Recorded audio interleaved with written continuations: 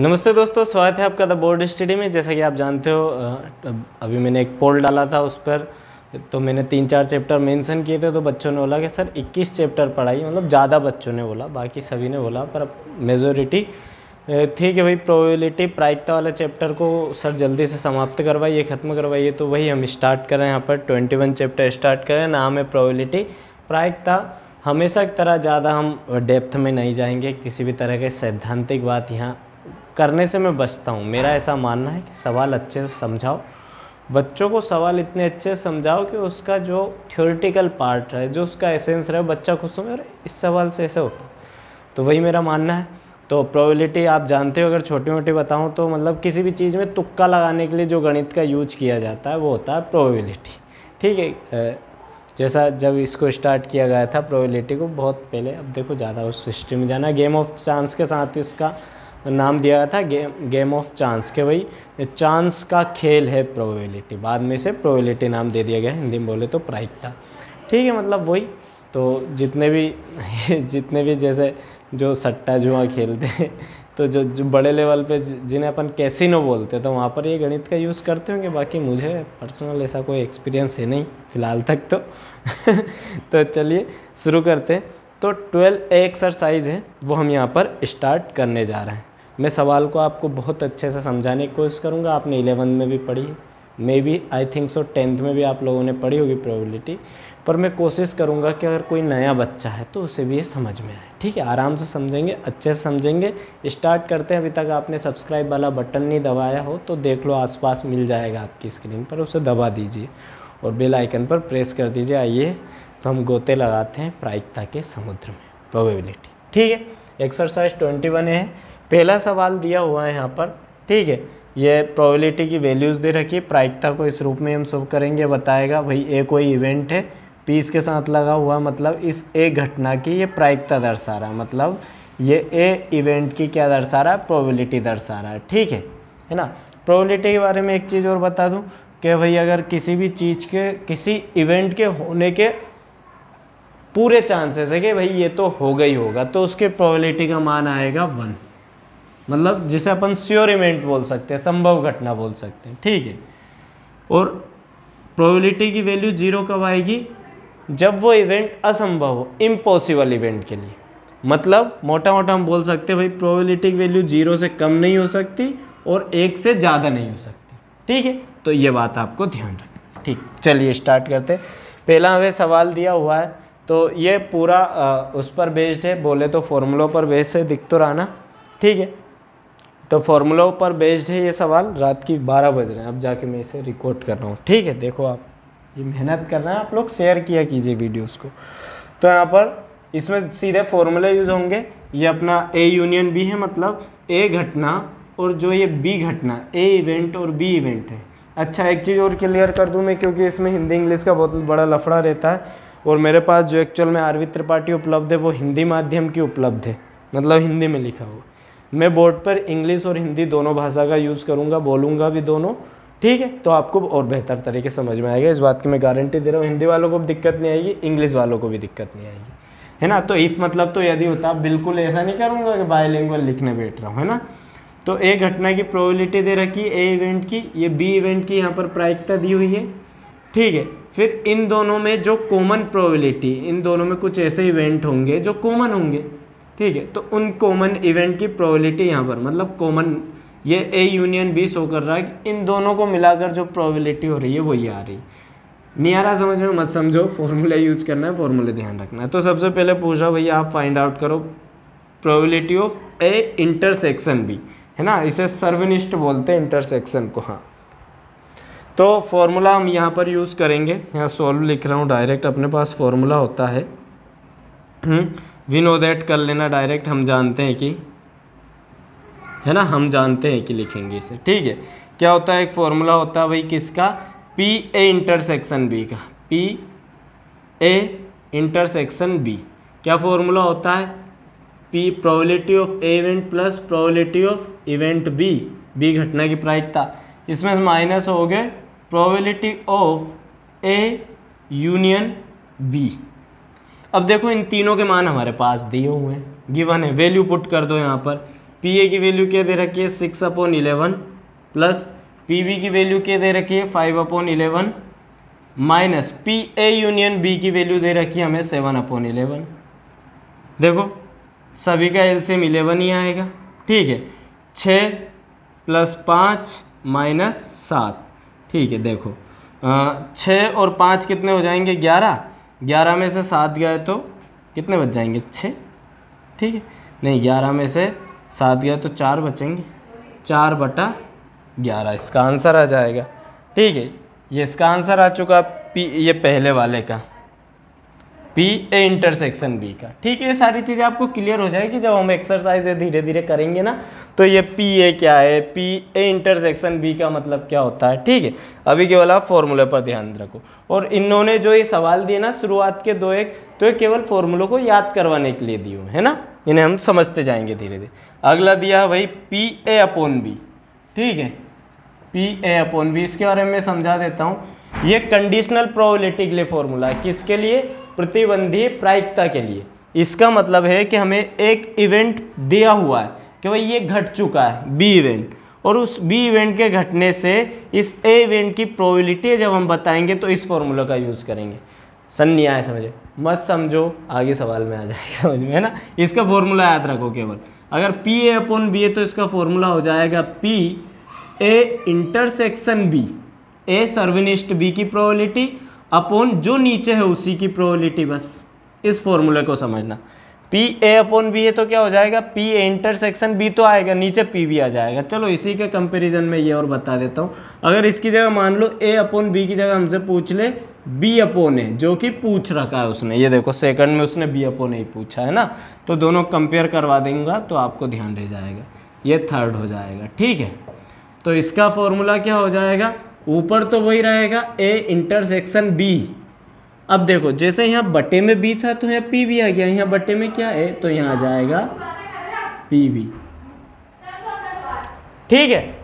अब यहाँ पर देखिए अपने पास वैल्यूज़ हैं।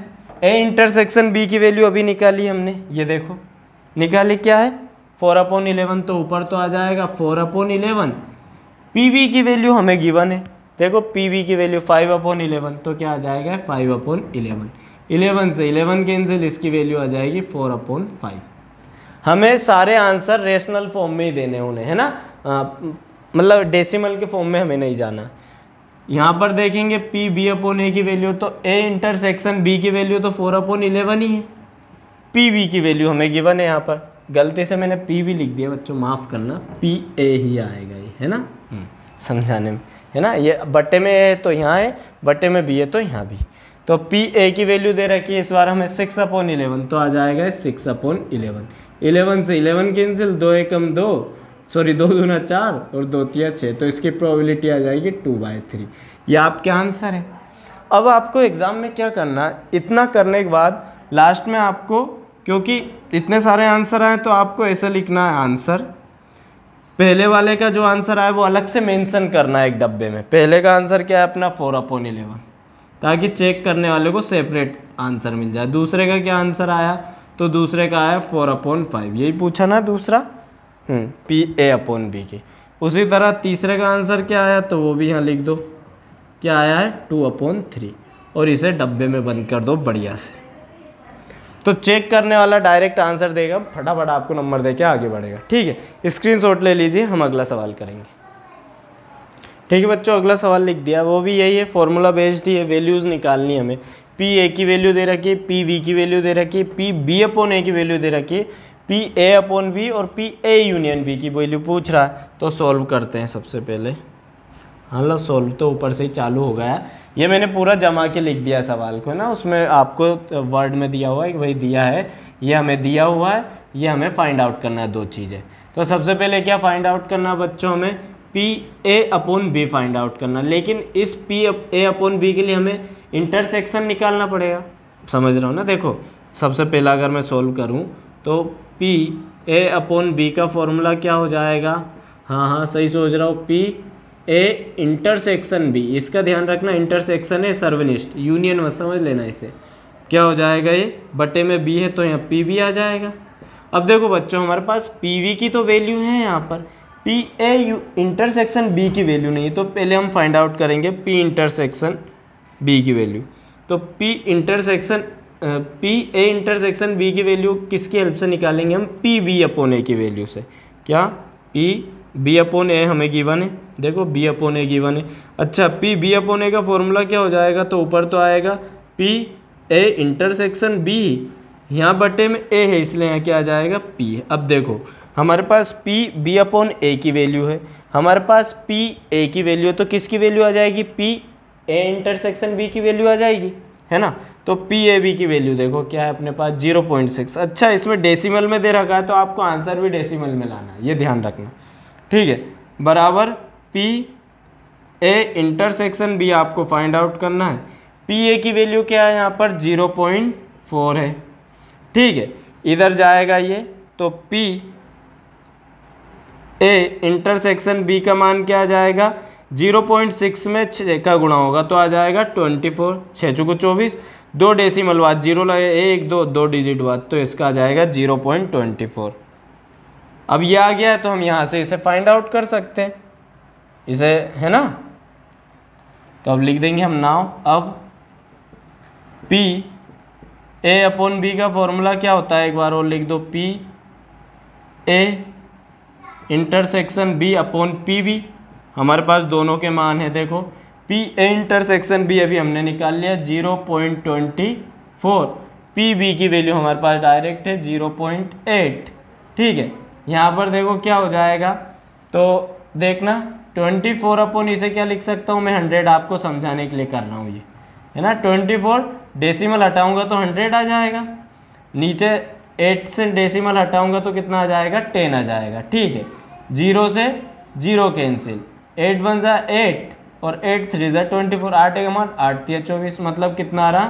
3/10 आ रहा है। इसको डेसिमल रूप में लिखूँ मैं तो क्या लिख सकता हूँ? 0.3। तो एक आंसर तो आपका ये आ गया 0.3, ठीक है। दूसरा हमसे क्या पूछा जा रहा है यहाँ पर? दूसरा हमसे डायरेक्ट पूछ रहा है पी ए यूनियन बी बताओ। तो इसका फॉर्मूला, तो जैसे इंटरसेक्शन का फॉर्मूला था सेम वही, क्या हो जाएगा? P A plus P B minus हो जाएगा, अगर हम यूनियन निकाल रहे हैं तो माइनस हो जाएगा इंटरसेक्शन, ये है ना। अगर हम संग निकाल रहे हैं तो सर्वनिष्ठ आ जाएगा। देखो इसी से ही तो फॉर्मूला बना है, इसको इधर लाओ ये पॉजिटिव हो जाएगा, इसको उधर ले नेगेटिव हो जाएगा, मतलब इन्हें नचा सकते हैं हम इधर उधर। इसका मान चाहिए हमें। पी ए की वैल्यू क्या है हमारे पास? पी ए की वैल्यू 0.4 प्लस पी बी की वैल्यू क्या है? 0.8। बच्चों समझ में तो आएगा पक्का, एक बार मैंने आया वीडियो को दोबारा रिवर्स करके देखा करो, है ना। Minus P A intersection B तो अभी निकाला था हमने, देखो 0.24 है, 0.24। अब देखो यहाँ पर क्या हो जाएगा? 4 और 8 12, 8 4 12 ही होगा ना, तो 12 और डेसिमल यहाँ लग जाएगा, जोड़ रहे हैं गुणा नहीं कर रहे हैं, यहाँ मत लगा लेना डेसिमल, ठीक है। माइनस हो जाएगा 0.24।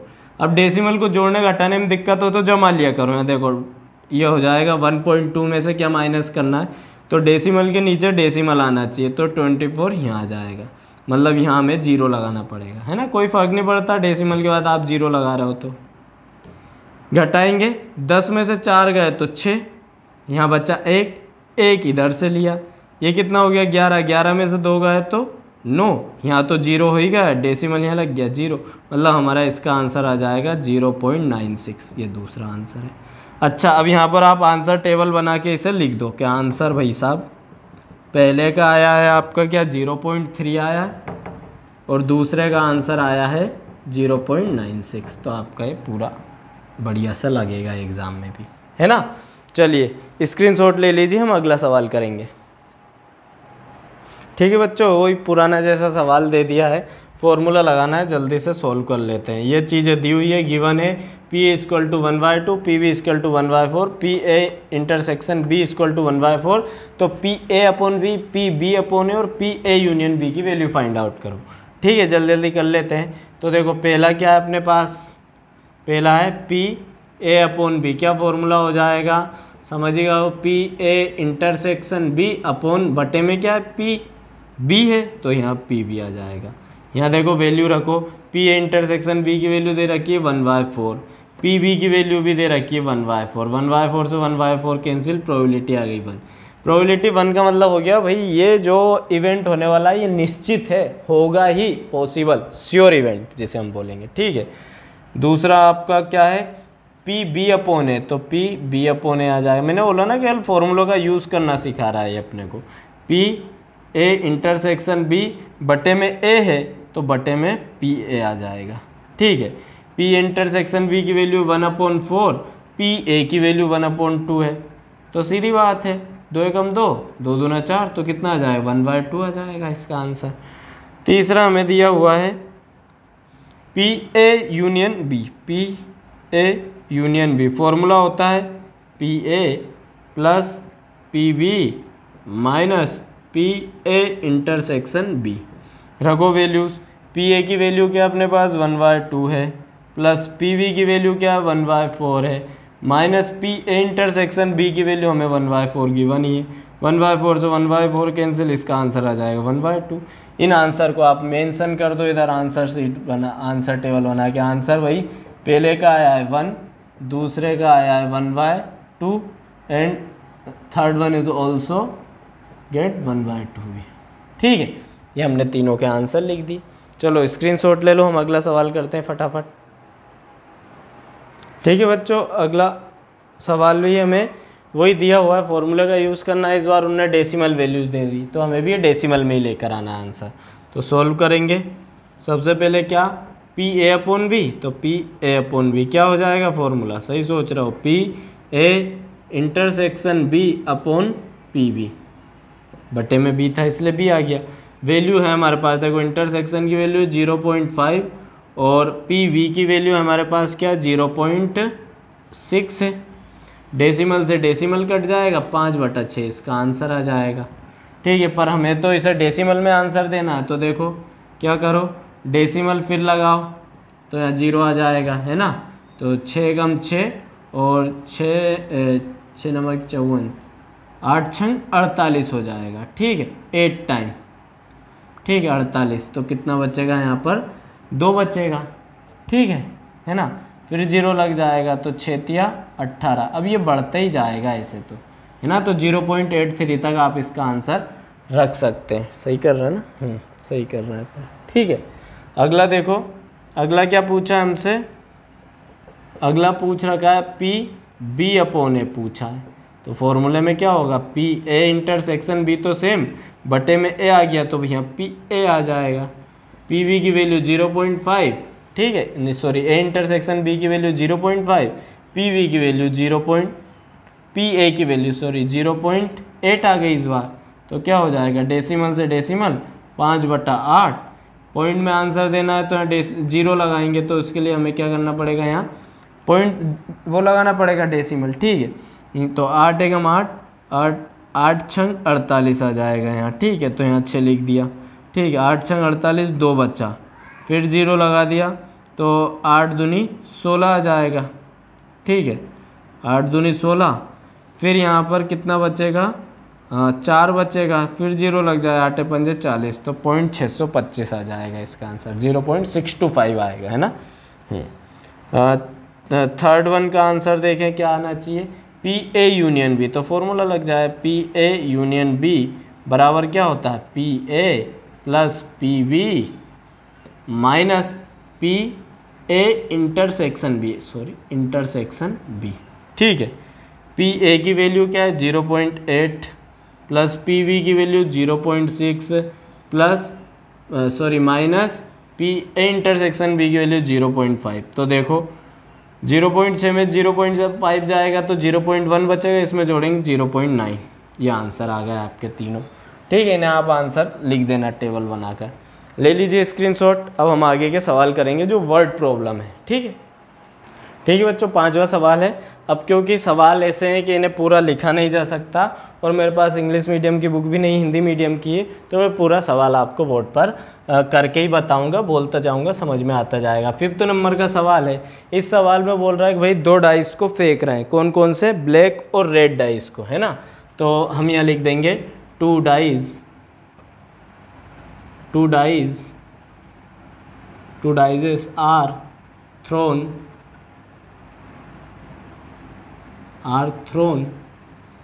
ठीक है, 2 डाइजेस आर थ्रोन, देन हिंदी में भी लिख दूंगा, देन एक वर्ड आएगा सैंपल स्पेस, आपने 11th में निकाले होंगे, then sample space according to condition, according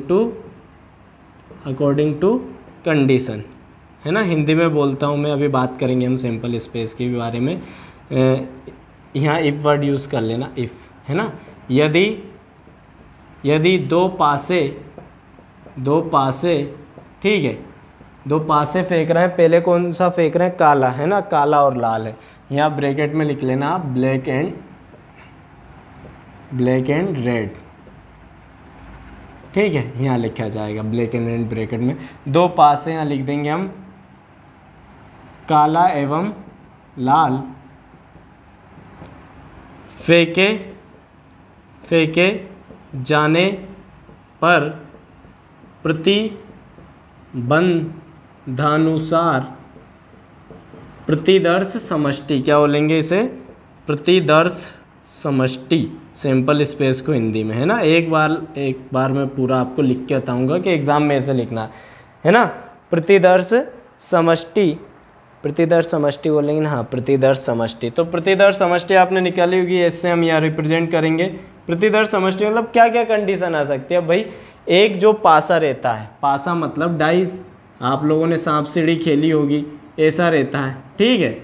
एक क्यूब रहता है जिसमें 6 अंक बने रहते हैं, है ना। तो जब 2 डाइस हम फेंकेंगे तो कितनी कंडीशन बनेगी, तो 6 की पावर 2 मतलब कुल 36 कंडीशन बनेंगी, है ना। क्या क्या बन सकती है भाई, कि भाई जो पहले याद रखना, पहले काला फेंक रहे हैं फिर रेड, हमेशा याद रखना प्रोबेबिलिटी में जब भी कोई 2 चीज़ हम फेंकेंगे तो ऐसे नहीं फेंकेंगे, वो लिख के रखिएगा साइमल्टेनियसली, मतलब एक साथ फेंक रहा है। इसका मतलब ये नहीं कि दोनों को ऐसे रुड़का दिया, है ना, पहले एक फेंकेंगे फिर दूसरा फेंकेंगे, है ना। इस बात का थोड़ा आप ध्यान रखना।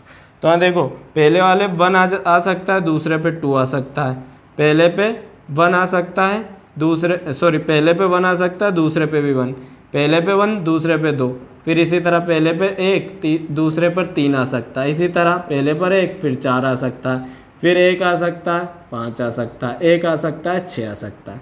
इसी तरह यहाँ पर एक बार मैं पूरा लिख दूंगा, है ना, फिर अगले सवाल से नहीं लिखूंगा। फिर क्या आ सकता है, पहले पर 2 आ सकता है, फिर दूसरे पर 1, फिर पहले पर 2 दूसरे पर 2 आ सकता है, फिर पहले पर 2 ही, फिर इस पर 3, इसी तरह 2 4 2 5 2 6 हो जाएगा। इसी तरह यहाँ पर 3 1 3 2 3 3 3 4 3 5 और 3 6 हो जाएगा, ठीक है। इसी तरह यहाँ पर हो जाएगा 4 1 4 2 4 3 4 4 4 5, ठीक है, 4 6 1 2 3 4 5 6। इसी तरह फिर क्या हो सकता है, 5 1 5 2 5 3 5 4 5 5 और 5 6 हो सकता है। इसी तरह 6 1 6 2 6 3 6 4 6 5 और 6 6 हो सकता है। कितनी कंडीशन हो गई ये, तो आप इन्हें गिनोगे तो भाई 1 2 3 4 5 6 इधर, 1 2 3 4 5 6 इधर, मतलब कुल मिला के 6 6 36। तो नंबर ऑफ जो ये है नंबर ऑफ टोटल कंडीशन, है ना, टोटल इवेंट, कि भाई इतनी घटनाएं घटित हो सकती हैं। तो इसका हम यह नंबर लिख देंगे, नंबर ऑफ एस, है ना, एन एस से रिप्रेजेंट करेंगे, कितनी हो सकती है 36। ये कुल इवेंट आ गया हमारे पास, नेट इवेंट, ठीक। अब यहाँ पर देखना, अब जो हमसे वो कंडीशन लगा रहा है, पहली कंडीशन वो बोल रहा है यहाँ पर, भाई देखो मैं इसमें पढ़ता हूँ कि फेंकने पर प्राप्त संख्याओं का योग 8 होने की प्रतिबंध प्रायिकता ज्ञात करनी है। मतलब हमें प्रोबेबिलिटी क्या फाइंड आउट करनी है कि आप जब इतनी सारी कंडीशन फेंकोगे तो उस जो भी डाइस पर नंबर आ रहा है उनका सम 8 हो, उनका योग कितना हो 8 हो। तो अपन यहाँ लिखेंगे इस कंडीशन को हम ई से रिप्रेजेंट करेंगे। तो लेट मान लिया, लेट ई क्या है, तो ई एक कंडीशन है, क्या आना चाहिए, तो फर्स्ट डाइस पर मतलब ब्लैक डाइस पर, है ना, क्या आना, मतलब दोनों डाइस पर सम कितना आना चाहिए नंबर्स का, तो sum is 8, sum of numbers is 8। Hindi में इसे बोलेंगे क्या, इसे तो माना की बोलेंगे, माना की है ना, संख्याओं का योग, जो भी संख्या आ रही हो ना, संख्याओं का योग 8 हो। तो देखो अब हम वो कंडीशन निकालेंगे कि संख्याओं का योग 8 होने की कंडीशन, तो कितनी कंडीशन निकलेंगी, तो हम यहाँ से देख सकते हैं भाई संख्याओं का योग 8 निकलेगा। पर मैं आप लोगों को बता दूं कि संख्याओं का यहाँ पर जो नंबर ऑफ कंडीशन निकलेंगी वो कितनी निकलेंगी, 7 पर जाकर हो जाएगी पूरी 6, ठीक है। फिर उसके बाद मिलेगी 5 कुल कंडीशन मिलेगी। मैंने पहले कैसे बता दिया, अभी आप लोग बताऊंगा, पहले यहाँ देख लेते हैं। अंकों का योग कितना होना चाहिए, 8। तो पहली लाइन में देखो तो कहीं नहीं मिलेगा, दूसरी लाइन में देखो तो आपको एक ही मिल जाएगा, 2 6। देखो 2 और 6 को जोड़ो 8 हो रहा है, तो 2 6 एक कंडीशन हो गई। अगली लाइन इन्हीं कंडीशन में से ही ढूंढना है हमें, है ना। अगली लाइन में देखो तो आपको मिलेगा 3 और 5, यहाँ पर मिल गया, ठीक है। 3 और 5 को अगर आप देखो तो ये भी दोनों का सम 8 हो रहा है। उसके बाद आप देखो तो यहाँ 4 4 आपको मिल जाएगा, ठीक है। तो ये आपको मिल गया 4 4, ठीक। उसके बाद में आप यहाँ पर देखो तो और आगे यहाँ पर आपको मिलेगा 5 3, ठीक है। और इसके आगे 4 हो गई, एक कंडीशन और मिलेगी हमें 6 2, है ना, 8 हो रहा। इसके अलावा आपको पूरी आप 36 कंडीशनों को छान मारो, आपको नहीं मिलेगा। मतलब जो हमें कंडीशन जिसकी हमें प्रोबेबिलिटी फाइंड आउट करनी थी, वही अंकों का योग कितना आना चाहिए, 8 होना चाहिए, तो हमने कंडीशन निकाल ली। अब ये ई की कंडीशन है तो हम यहाँ नंबर ऑफ इवेंट्स लिख देंगे। ई के कितने हैं, 1 2 3 4 5, तो मैंने यहाँ लिख दिया 5, ठीक है। अब कंडीशनल प्रोबेबिलिटी क्यों बोल रहे हैं इसे हम, सप्रतिबंधी प्रायिकता क्यों बोल रहे हैं, क्योंकि देखो अगली लाइन में उन्होंने अपने कंडीशन दी हुई है, जबकि लाल पासे पर प्रकट संख्या 4 से कम हो।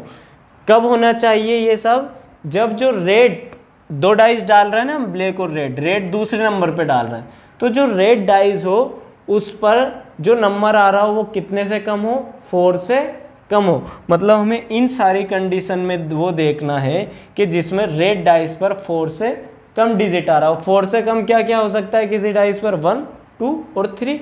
अब देखो रेड कौन से नंबर का डाइस है, दूसरे नंबर का, मतलब रेड पर जो नंबर आ रहा है वो पीछे वाला नंबर यहाँ पर हमें डिनोट कर रहा है, ये रेड के नंबर डिनोट कर रहा है हमें, ये पीछे वाला जो कोऑर्डिनेट बोल दो समझने के लिए, ये एलिमेंट है जो, है ना। मतलब पीछे वाला जो एलिमेंट है, पीछे वाला जो कोऑर्डिनेट है वो 4 से कम होना चाहिए।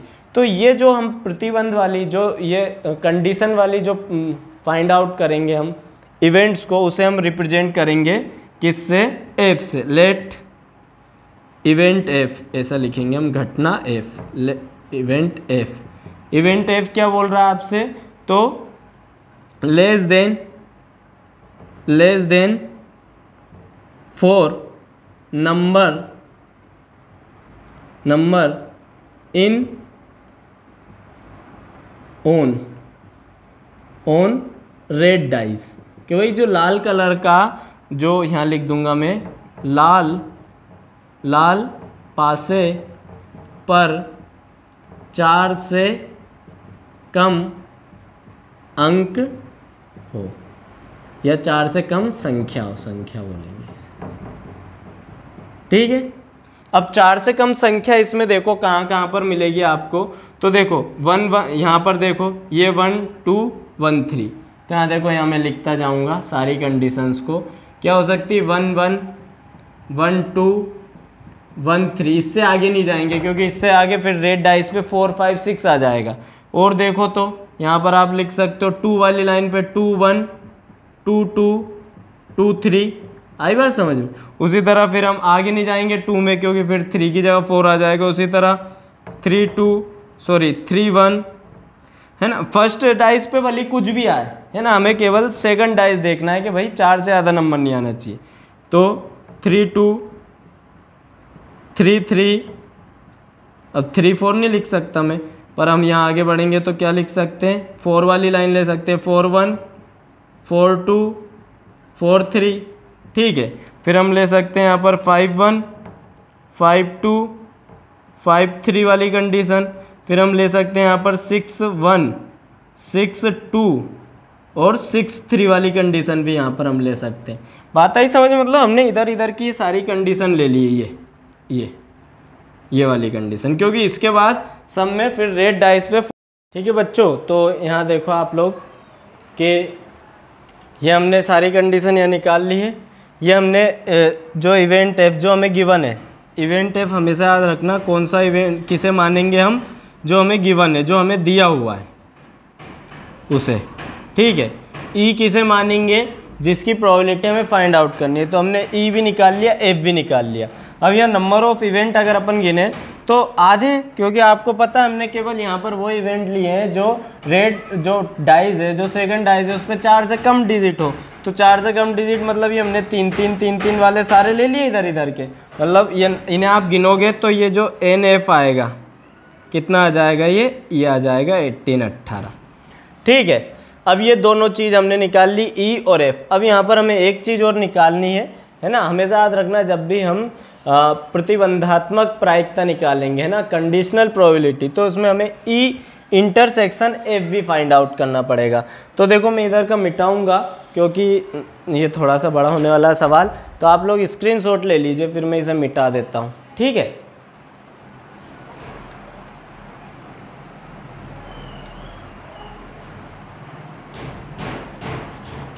चलो ठीक, ये इधर वाला मैं मिटा रहा हूँ यहाँ से, है ना, ये वाली चीज़। तो यहाँ पर देखो आप लोग, अगर हम ई इंटरसेक्शन एफ की बात करें, ई सर्वनिष्ठ एफ, सॉरी, है ना, ई इंटरसेक्शन एफ, मतलब हमें इनमें से ऐसे इवेंट उठाने जो दोनों में कॉमन हो। ठीक है, तो यहाँ देखो दोनों में कॉमन कौन कौन से होंगे। तो भाई सेकंड डाइस पे यहाँ पर क्या दिख रहा है हमें, 4 से कम है, तो यहाँ पर भी सेकंड डाइस में जो 4 से कम होंगे वो इवेंट केवल हमारे काम के होंगे। यहाँ पर देखो एक 5-3 यहाँ भी आ रहा है, तो 5-3 यहाँ भी आ रहा है, 6-2 यहाँ है, तो 6-2 यहाँ पर भी, मतलब केवल 2 इवेंट यहाँ पर कॉमन है। बाकी आप इन्हें ढूंढो, इसमें आपको ये नहीं मिलेंगे। तो कॉमन इवेंट हम इंटरसेक्शन में लिख लेंगे कौन से, 5-3 एंड 6-2, मतलब दो घटनाएं ऐसी है जो दोनों में कॉमन है। मतलब एन ई इंटरसेक्शन एफ क्या आ गया हमारे पास, 2 घटनाएं, तो 2 आ जाएगा। एन का मतलब नंबर, इनकी संख्या कितनी। बात आई समझ में? ये भी रफ कर रहा हूँ मैं यहाँ पर। अब हम यहाँ पर प्रोबेबिलिटी फाइंड आउट करेंगे। हमसे क्या पूछा जा रहा है भाई, जब ये एफ वाली घटना हो चुकी हो तो ई वाली घटना को आप फाइंड आउट करो। इट मीन्स हमें फाइंड आउट करना है, तो नाउ प्रोबेबिलिटी कैसे निकालेंगे, पी जिसकी हमें फाइंड आउट करना हो उसे ऊपर लिखेंगे, जो हमें गिवन है, मतलब एफ इवेंट हमें गिवन था तो हमने इसे बटे में लिख दिया। फॉर्मूला आप जानते हो क्या हो जाएगा, इसका फॉर्मूला हो जाएगा पी ई इंटरसेक्शन एफ और अपोन में आ जाएगा पी एफ, क्योंकि यहाँ बटे में पी एफ है। अच्छा, अब यहाँ पर पी प्रोबेबिलिटी को शो कर रहा है, हम दोनों की अलग अलग प्रोबेबिलिटी निकालेंगे। ठीक है, जो नंबर ऑफ कुल इवेंट थे, जो मतलब कुल संभावित जो हमारे पास घटनाएं थी वो कितनी थी, 36। भाई 2 डाइस को यहाँ वो मैंने मिटा दिया, 2 डाइस को फेंकने पर कितने इवेंट पॉसिबल है, 36। तो यहाँ देखना, पहले हम प्रोबेबिलिटी लिखेंगे ई इंटरसेक्शन एफ आने की। कितने इवेंट है, 2 इवेंट है। कितने इवेंट में से ये 2 इवेंट, 36 इवेंट में से 2 घटनाएं हो रही हैं यहाँ ई इंटरसेक्शन एफ में, कितने में से, कुल 36 घटनाओं में से, बटे पी एफ, है ना। अब पी एफ में मतलब एफ की कितनी घटनाएं, कुल 18। ठीक है, और कितनी घटनाओं में से, ये भी 36 घटनाओं में से। याद रखना, यहाँ नंबर मत लिख देना डायरेक्ट, ये प्रोबेबिलिटी है तो बटे में कुल इवेंट भी लिखाएंगे इनमें, नेट इवेंट, है ना। तो देखो 36 से 36, 2 एकम 2, 2 नमक 18, मतलब आपका आ जाएगा ये 1/9। ये आपका आंसर आ चुका है, मतलब ये आपकी प्रोबेबिलिटी फाइंड आउट हो चुकी है जो आपको आंसर चाहिए था। This is your answer 1/9। It means इसमें जो हमें गिवन था भाई कि अगर लाल पासे पर या फिर रेड डाइस पर वो किससे कम आए, 4 number on less than 4 number on red dice, है ना। रेड डाइस पर 4 अंक से कम आए तो दोनों डाइस का सम कितना, 8 होने की जो प्रोबेबिलिटी होगी वो कितनी होगी, 1/9। ये आपका आंसर है। तो आप लोग स्क्रीनशॉट ले लीजिए, पहला सवाल है आपको थोड़ा सा कम समझ में आया होगा, लेकिन नेक्स्ट सवाल से आपको अच्छे से समझ में आने लग जाएगा। ठीक है, ले लीजिए स्क्रीनशॉट। ठीक है बच्चों, अगला सवाल की बात करेंगे हम 6th नंबर, जो 6th ही है ना। अच्छा सवाल है, देखना क्या कर रहा है यहाँ पर, 2 पासे फेंके जा रहे हैं, 2 डाइस को फेंके जा रहे हैं यहाँ पर 2 डाइस। ठीक है, तो अब 2 डाइस अगर फेंके जा रहे हैं भाई, तो जो नंबर ऑफ पॉसिबल इवेंट्स होंगे, है ना, मतलब जो सैंपल स्पेस जो हमारा बनेगा वो पहले की तरह ही बनेगा यहाँ पर। तो हम यहाँ लिख लेंगे sample space according to condition, है ना, प्रतिबंध के अनुसार प्रतिदर्श समष्टि से हिंदी में बोलेंगे। मैं बार बार हिंदी इंग्लिश में नहीं लिखूंगा। क्या होगी, तो एज बराबर क्या हो सकता है, 1 6 आ सकता है। ठीक है, उसी तरह फिर 1 2 आ सकता है, 1 1 आ सकता है, 1 2 आ सकता है, डैश डैश डैश डैश 1 6 आ सकता है। ठीक है, इसी तरह फिर 2 1 आ सकता है, 2 2 आ सकता है, इसी तरह dash dash dash dash dash 2 6 आ सकता है। फिर इसी तरह क्या आ सकता है, 3 1 आ सकता है। ठीक है, 3 2 आ सकता है और dash dash dash dash dash 3 6 आ सकता है। यह आपको एग्जाम में पूरा लिखना है ना, यहाँ जल्दी जल्दी मैं नहीं लिखवा रहा हूँ। फिर क्या आ जाएगा, 4 वाली लाइन आ जाएगी, फिर 5 वाली लाइन आ जाएगी, फिर आखिर में 6 आ सकता है, 6 1 और 6 2 और dash dash dash dash dash dash 6 6 भी आ सकता है ना। मतलब नंबर ऑफ जो एस रहेगा, एस की संख्या कितनी रहेगी, 36। हमें पता है ये 2 डाइस को फेंकने पर जो कुल इवेंट होंगे वो कितने होंगे, 36 होंगे कुल घटनाएं। अब हमें यहाँ जो गिवन है, अब जो भी इवेंट आपको दिया हुआ है, जो इवेंट आपको गिवन है उसके आपको एफ ही मानना है हमेशा, लेट करके माना कि घटना एफ। अब एफ घटना में उनने ये दिया हुआ है कि फर्स्ट डाइस पर क्या आना चाहिए, ओड नंबर आना चाहिए। मतलब जो पहला जो आपका पासा है इस पर कैसा नंबर आना चाहिए, विषम अंक आना चाहिए, है ना, ये गिवन है। मैं एक बार हिंदी वाली बुक में से ही आपको पढ़ के बता देता हूँ सवाल कि 2 पासे फेंके जाते हैं, ऊपर आने वाले अंकों का योग 3 या 4 से विभाज्य होने की प्रायिकता ज्ञात करनी। मतलब हमें प्रोबेबिलिटी किसकी फाइंड आउट करनी है कि दोनों डाइस पर जो नंबर आए उनका जो सम हो वो 3 या 4 से डिविजिबल हो। अभी हम बात करेंगे, ये हमें फाइंड आउट करना। मतलब ये हमारा इवेंट ई बनने वाला है। और आगे बोल रहा है वो, जबकि क्या दे रखा है, 4 से विभाज्य जो ज्ञात कीजिए जबकि पहले पासे पर विषम आता है ना। कब, जब फर्स्ट डाइस पर कोई ओड नंबर आता हो। तो ये गिवन है, ये ओड नंबर, तो यहाँ लिख लेंगे ओड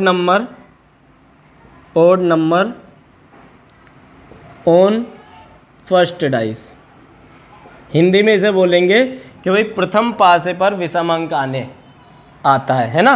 अब विषम अंक आने के पॉसिबल क्या क्या हो सकती है, कौन कौन से इवेंट हो सकते हैं पॉसिबल। तो देखो, विषम अंक मतलब 1 आना चाहिए पहले पासे पर, 3 आना चाहिए, एक ये 5 आना चाहिए, बाकी सब समान हो जाएंगे। फर्स्ट पासे का यही है ना भाई, ये सेकंड पासे पर जो नंबर आ रहा है वो, है ना। तो मतलब एक तो 1 वाली पूरी लाइन, एक 3 वाली पूरी लाइन और एक 5 वाली पूरी लाइन। मतलब अगर यहाँ पर हम एफ के इवेंट लिखे तो क्या लिख सकते हैं, 1 1 1 2 और ऐसे ही 1 3 1 4 1 5 और 1 6 तक। इसी तरह फिर 2 वाली लाइन नहीं लेंगे क्योंकि 2 तो फिर इवन नंबर हो जाएगा, एक सम संख्या हो जाएगी। 3 वाली लेंगे 3 1 3 2 dash dash dash dash dash dash 3 6 तक।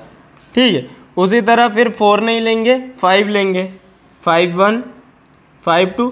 दूसरे पासे पर कुछ भी आता रहा, उन्होंने बोला कि पहले पासे पर विषम अंक आना चाहिए, ओड नंबर आना चाहिए फर्स्ट डाइस पर, तो ये 5 6 तक।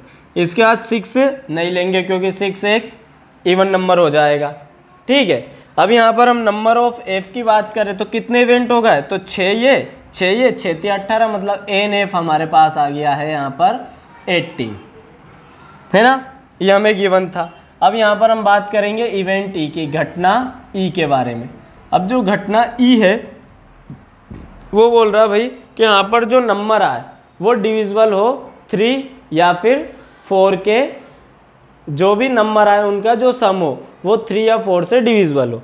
मतलब यहाँ पर जो नंबर आएगा वो number is sum of number is divisible by 3 and नहीं है, 3 और 4 है ना। हिंदी में इसे लिख देता हूँ मैं यहाँ पर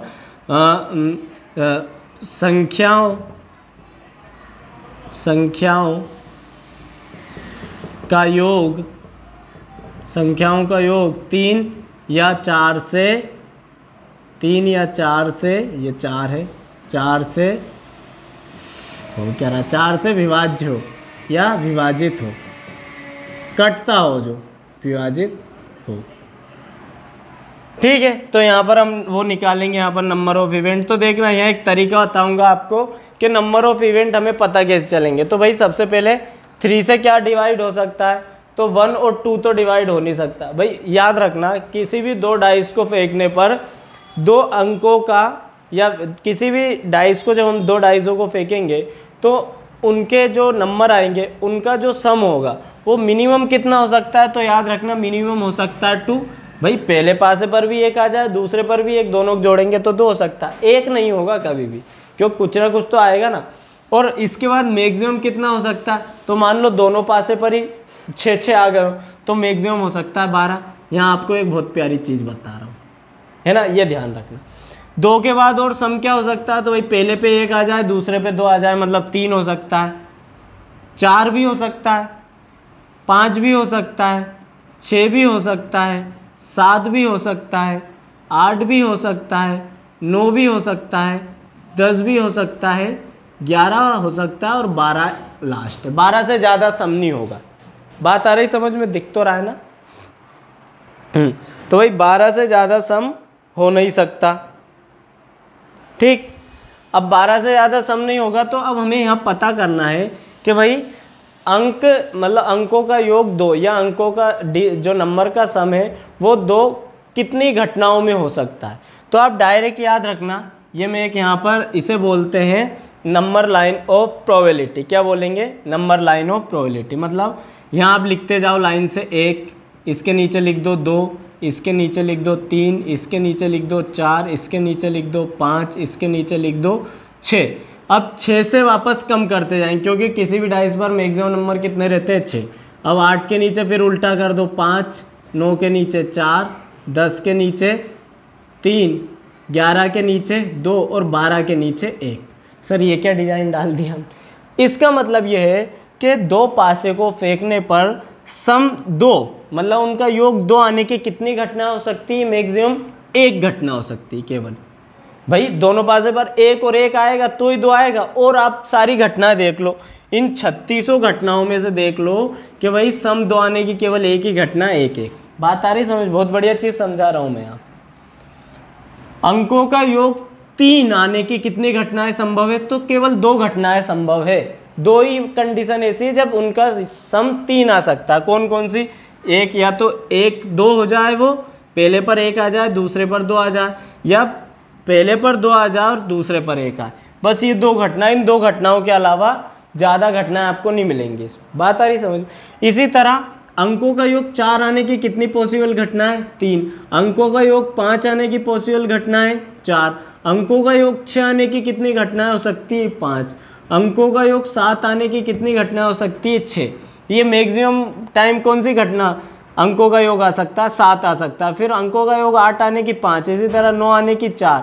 तो इससे हमें पहले ही कंफर्म हो जाएगा कि अगर हमें योग 9 चाहिए, दोनों डाइजों का योग 9, तो हमें कम से कम ये तो पता रहेगा भाई कितनी पॉसिबल घटना है, 4 ये कंफर्म रहेगा तो सवाल में गलती होने के चांस कम रहेंगे। उसका यूज़ अभी हम यहाँ करने वाले।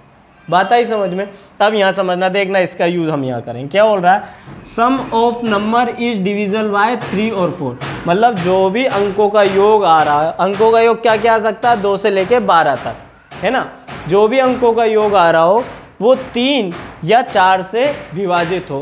तो अब यहाँ देखना ऐसा कौन कौन सा अंक है जो 3 और 4 से विभाजित है। एक तो 3 हो सकता है, मतलब सम 3, इसे हिंदी में आप लिख लेना योग, है ना, योग होता है। मतलब 3 से डिवाइड हो जाएगा, बात खत्म। प्लस उसके बाद में 4 से डिवाइड हो जाएगा तो हम लिख सकते हैं सम 4, कि भाई अंकों का योग अगर 4 आ जाए, है ना, उनके नंबर का जो सम है वो 4 आ जाए तो भी हमारी वो कंडीशन के अकॉर्डिंग रहेगा। उसके बाद फिर देखो 5 आएगा क्या, तो नहीं आएगा भाई, क्योंकि 5 ना तो 3 से डिवाइड होता है ना 4 से होता है।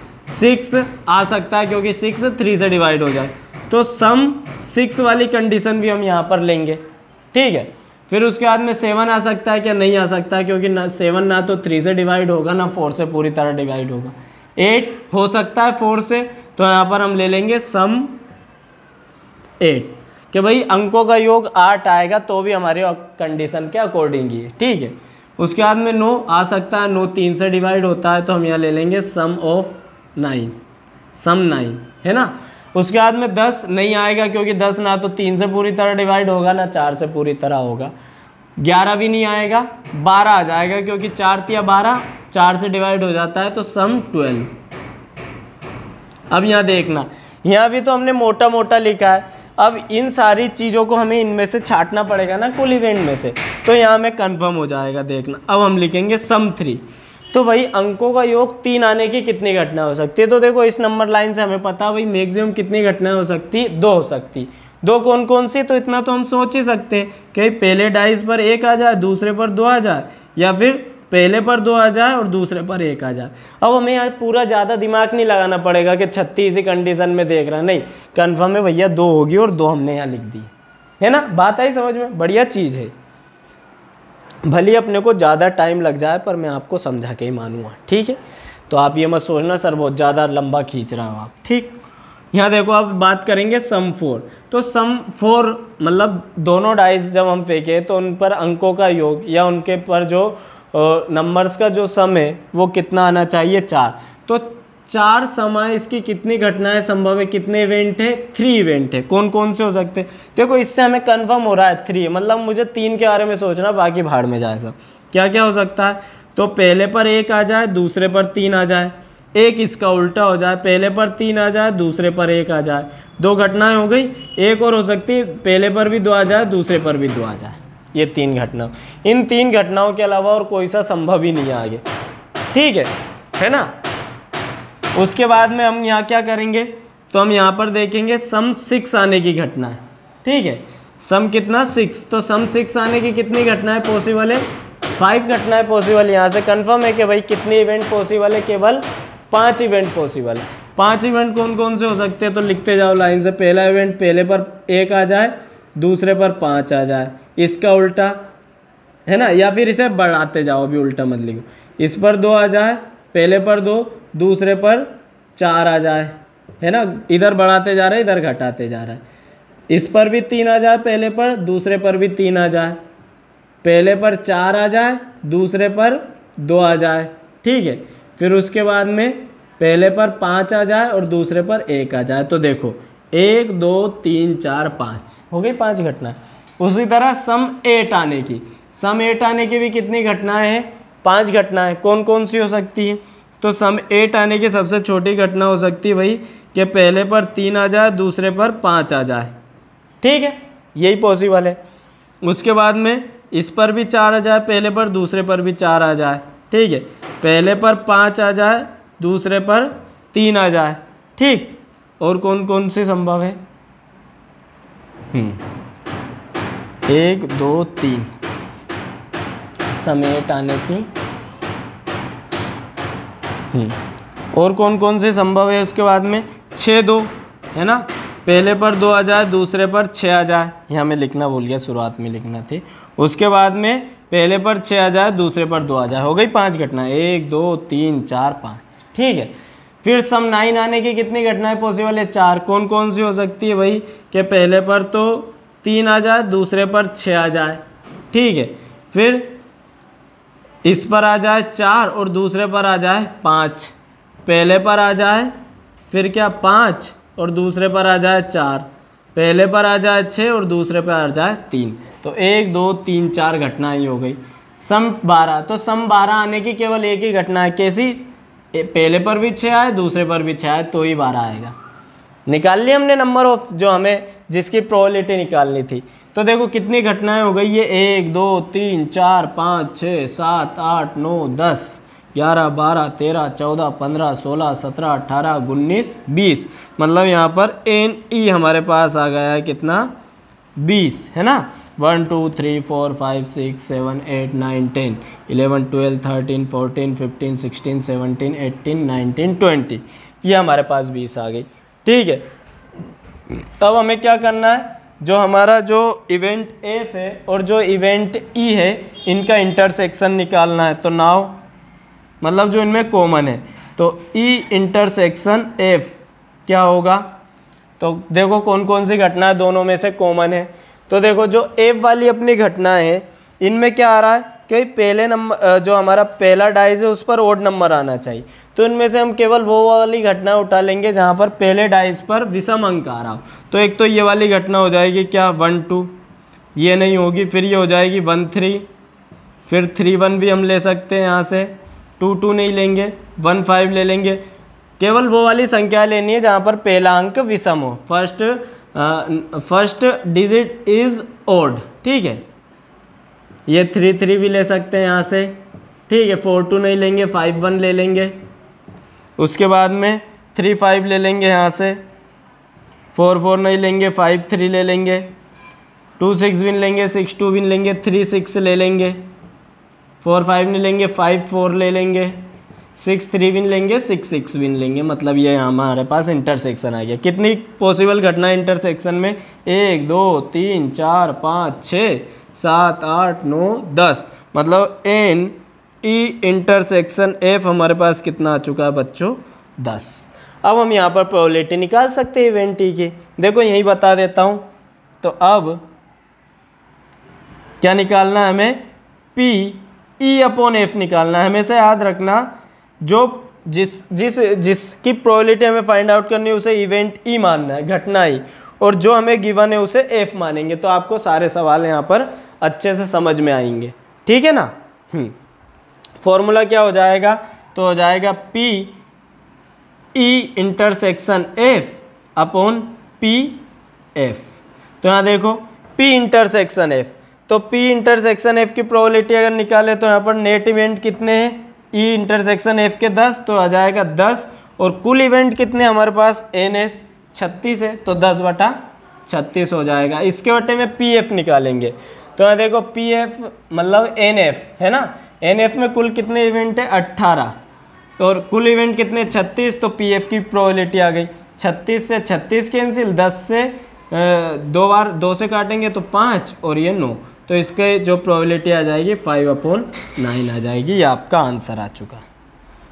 ठीक है बच्चों, नहीं आ रहा है समझ में तो एक बार और पीछे जाइए, इत्मीनान से देखिए, मैं बहुत ज़्यादा टाइम ले रहा हूँ। ये नंबर लाइन आपको बहुत हेल्प करेगी इस चीज़ में। ठीक है, चलिए हम अगला सवाल करेंगे, आप लोग स्क्रीनशॉट ले लीजिए। ठीक है बच्चों, 7वां सवाल है, बढ़िया सा है। यहाँ पर हम 2 सिक्कों को उछाल रहे हैं, 2 कॉइन्स को उछाल रहे हैं ना। अब भाई सिक्के पर क्या होता है, एक तरफ हेड होता है, एक तरफ टेल होता है। हेड को हिंदी में चित बोलेंगे, टेल को पट बोलेंगे। तो देखो भाई पॉसिबल इवेंट क्या हो सकते हैं, तो हम यहाँ लिख देंगे भाई कि when 2 coins tossed then sample space है ना। इसे हिंदी में लिखेंगे जब 2 सिक्कों को उछाला जाता है तो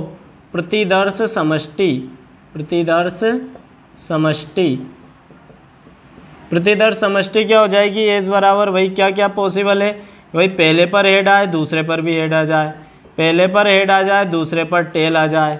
ठीक है, पहले पर टेल आ जाए फिर हेड आ जाए, या फिर दोनों पर टेल आ जाए। मतलब कुल मिला के 2 सिक्कों को फेंकने पर जो कुल इवेंट होंगे वो कितने हो सकते हैं, 4 हो सकते हैं। अब हमसे वो बोल रहा है भाई इवेंट ई क्लियर करके दे रखा है उसने, जो घटना ई है इवेंट ई उनने क्या दे रखा है, नॉट अपीयर्स एनी टेल, यही दे रखा ना पहला उनने। कोई पट प्रकट नहीं होता है ना। इसे हिंदी में लिखेंगे अपन, कोई पट प्रकट नहीं होता, मतलब हमें कोई टेल नहीं मिल रहा हो ऐसी कंडीशन, तो क्या क्या हो सकती है यहाँ पर, कोई टेल नहीं मिल रहा है यहाँ पर, तो केवल एक ही हो सकती है हेड हेड, बाकी में एक ना एक टेल आ ही रहा है, तो यहाँ पर केवल एक घटना हो जाएगी, वो क्या रहेगी, हेड हेड। भाई दोनों पर हेड आ जाए जब भी तो कोई टेल नहीं दिखाई देगा, मतलब एन ई क्या आ जाएगा हमारे लिए यहाँ पर, एन ई आ जाएगा बच्चों यहाँ पर ये 1, केवल एक ही घटना है ना। फिर उसके बाद में उसने इवेंट एफ जो गिवन है हमें, इवेंट एफ, इसमें बोल रहा है वो कि क्या कोई चित्त प्रकट नहीं होता, मतलब not appears any head, Hindi में लिख देंगे कोई चित्त प्रकट नहीं होता। तो देखो इन चारों घटनाओं में से ऐसी घटना है जिन पर कोई एक हेड नहीं आ रहा, तो देखो यहाँ पर भी हेड है, यहाँ हेड आ गया, यहाँ हेड आ गया, केवल एक ऐसी घटना है टेल वाली जहाँ पर हमारे पास कोई हेड नहीं है। It means number of F कितने हो जाएगा, यहाँ भी एक ही तरह की घटना आ रही है ना। अब यहाँ हम इन दोनों का क्या निकाल लेते हैं, इंटरसेक्शन निकाल लेते हैं, तो ई इंटरसेक्शन एफ, मतलब दोनों में जो कॉमन घटना है, तो देखो ई में हेड हेड आ रहा है और एफ में टेल, तो कोई भी कॉमन घटना नहीं है, कोई भी कॉमन इवेंट नहीं है, कोई कॉमन इवेंट नहीं है। इसका मतलब ये कैसा हो गया, हमारे पास नल सेट हो गया खाली। इसे किससे रिप्रेजेंट करते हैं, फाई से, है ना, रिक्त समुच्चय को, है ना। तो यहाँ पर अपने पास जो एन ई इंटरसेक्शन एफ क्या आ चुका है, 0, नंबर ऑफ इवेंट ही 0 है इसमें। अब हमें क्या फाइंड आउट करना है, तो इसमें स्पष्ट दे रखा है उनने कि भाई आप पी ई अपॉन एफ को फाइंड आउट कीजिए। फॉर्मूला क्या हो जाएगा, ई अपॉन एफ का P E A intersection F upon P F. यहाँ पर देखो अब पी इंटरसेक्शन एफ की अगर अपन बात करें तो 0 इवेंट है ना, तो मतलब ऊपर 0 आएगा, कुल मिला के 0 है तो 0 ही 0। नीचे पी एफ क्या हो जाएगा हमारे पास, एफ में कितनी घटनाएं, एफ में 1, और कुल घटनाएं कितनी अपने पास 4, तो 1/4। अब 1/4 कुछ भी ऊपर 0 है तो सब कुछ 0 हो जाएगा, मतलब इसका आंसर कितना आ जाएगा, प्रोबेबिलिटी 0 आ जाएगा। और जिसकी प्रोबेबिलिटी 0 आ गई मतलब वो असंभव घटना, इम्पॉसिबल इवेंट, होगा ही नहीं भाई, ऐसा हो ही नहीं सकता। ठीक है, ये आपका आंसर आ गया। चलो अगला सवाल करेंगे, आप लोग स्क्रीनशॉट ले लीजिए। नहीं समझ में आता आप बैक कीजिए, फिर आइए, फिर देखिए, पक्का आ जाएगा। ठीक है बच्चों, अगला सवाल देखते हैं, 8वें नंबर का है ना। हाँ, बढ़िया सा सवाल है ना, पढ़ने में आपको अटपटा लगेगा, बहुत प्यारा सवाल है। ठीक है, तो यहाँ पर हमसे वो बोल रहा है भाई कि आप एक सिक्के को एक आपके पास पासा एक सिक्का, आप सिक्के को उछालो, अगर सिक्के के उछालने पर हेड आता है, मतलब चित आता है, तो आप उसे दोबारा उछालो। ठीक है, और अगर सिक्के को आपने फेंका पहली बार और उस पर टेल आ गया तो आप एक पासे को फेंक दो। बात आ रही ना समझ में, अगर हेड आ रहा है तो आपको सिक्का वापस उछालना, टेल आ रहा है तो पासे को फेंक देना। तो हम इसका प्रतिदर्श समष्टि मतलब सैंपल स्पेस निकालते हैं, तो यहाँ सॉल्व लिख देते हैं, फिर आगे की बात आगे करेंगे। तो sample space according to condition, sample space according to condition, sample space according to condition की अगर अपन बात करें तो एज बराबर क्या बोल रहा है भाई कि अगर सिक्के को उछालने पर हेड आए, चित आए, तो आप उसे दोबारा फेंको। तो मान लो हमने सिक्के को उछाला, हेड आ गया, अब हेड आए तो बोल रहा है फिर उछालो, फिर उछाला तो फिर से हेड आ गया, फिर हमने एक नया और चालू किया काम, हमने फिर उछाला तो हेड आ गया, फिर उछाला तो इस बार टेल आ गया, अलग इवेंट हो गया ना, देखो दोनों में। फिर हमने सिक्के को बोला कि भाई एक बार और उछालते, तो इस बार टेल आ गया भाई साहब। अब टेल आ गया तो उनने बोला है कि टेल आ गया तो आप फिर सिक्के को मत उछालो, पट आ गया जब आप एक डाइस फेंक दो। अब डाइस को फेंकूंगा तो क्या पॉसिबल है, 1 से लेकर 6 अंक में से कुछ भी आ सकता है। तो कौन कौन सी संभव घटनाएं हो सकती है भाई, टेल के साथ 1 आ जाएगा, टेल के साथ डाइस पर 2 आ जाएगा, टेल के साथ डाइस पर 3 आ सकता है, टेल के साथ डाइस पर 4 आ सकता है, टेल के साथ डाइस पर 5 आ सकता है, और टेल के साथ डाइस पर 6 आ सकता है। 6 से ज़्यादा डिजिट होती नहीं, मतलब जितनी संभव घटनाएं थी, पॉसिबल इवेंट हो सकते थे, वो हमने यहाँ लिख दिए, है ना। अब ये कितने इवेंट होगा, 1 2 3 4 5 6 7 8, तो मतलब यहाँ पर NS कितना आ गया हमारे पास 8 आ गया, है ना।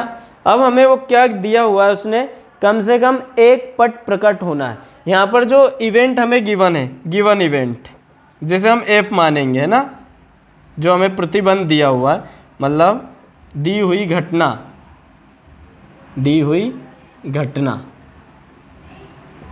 क्या दी हुई घटना है, तो इवेंट F है। वो इवेंट F पे क्या बोल रहा है, एट लीस्ट वन टेल, ठीक है, एट लीस्ट वन टेल, यही दिया हूँ,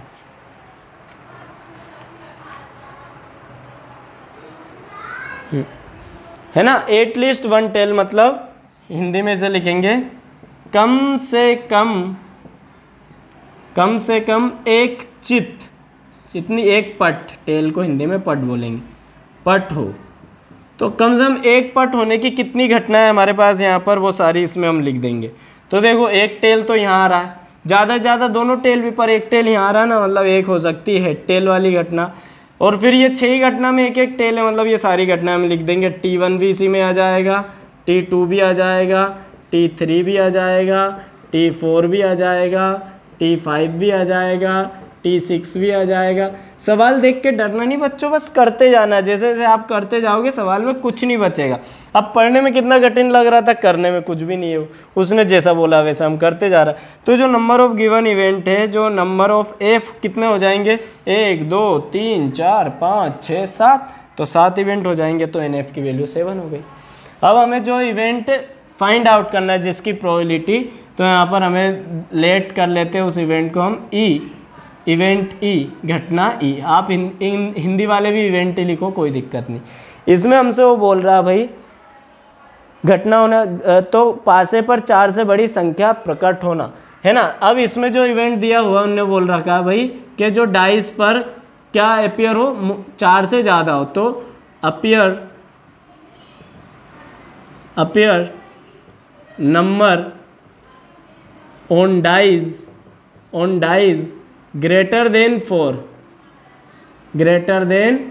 4, मतलब पासे पर, जब आप पासा फेंक रहे हो तो पासे पर 4 से बड़ी संख्या आने की प्रायिकता, 4 से बड़ी संख्या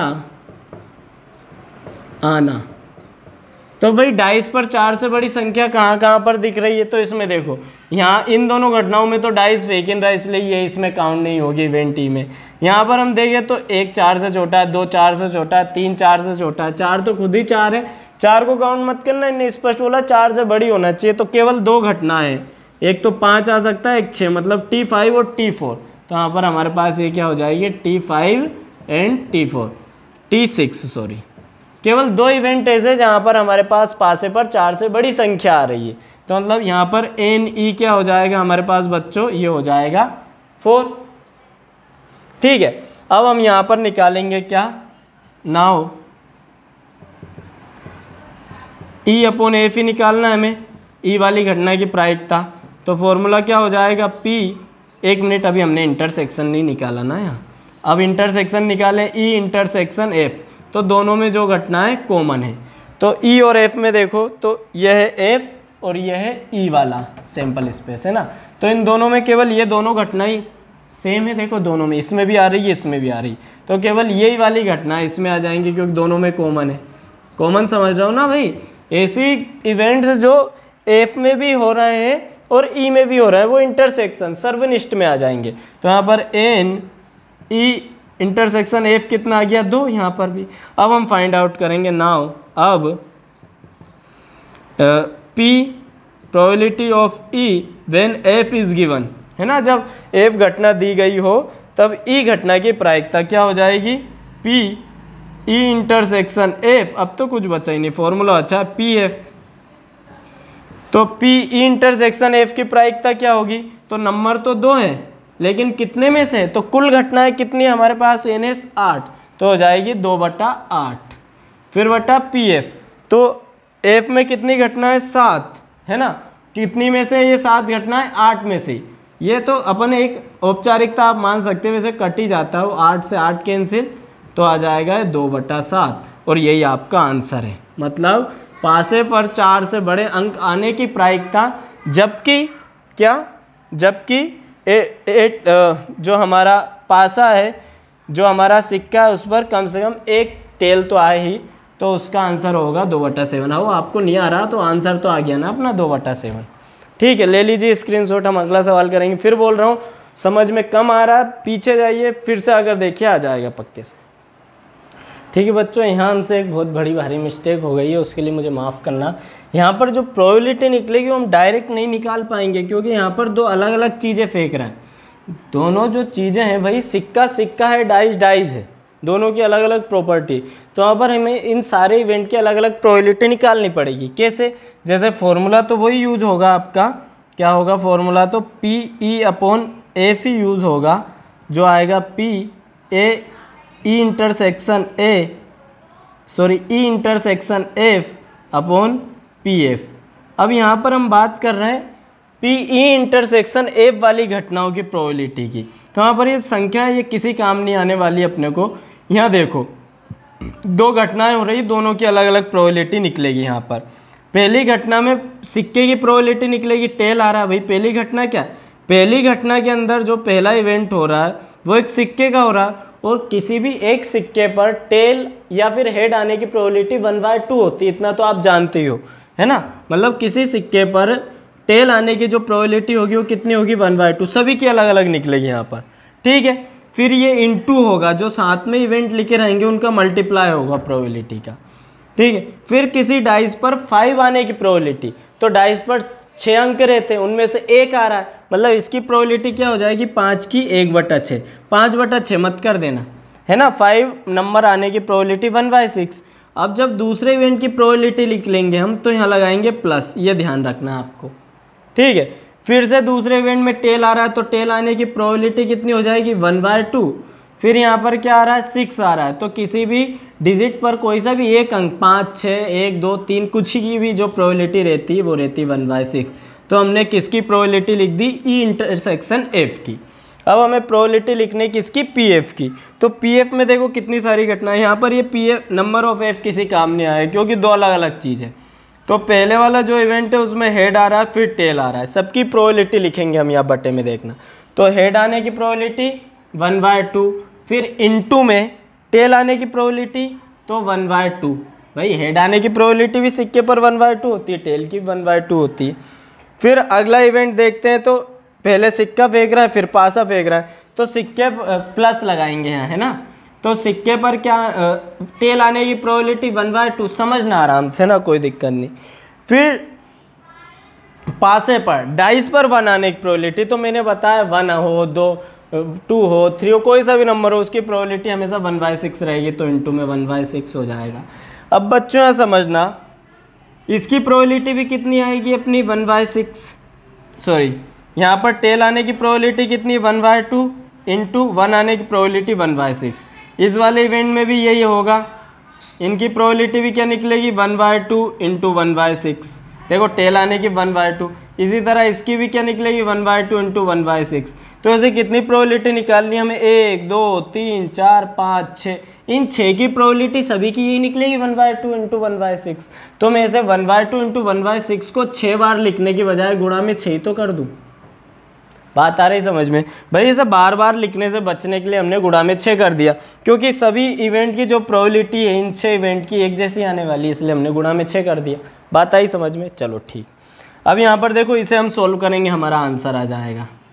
तो यहाँ देखो ये हो जाएगा 1/2 का गुणा 1/6 में करूँगा तो 1/12, इधर भी प्लस में ये भी हो जाएगा 1/12।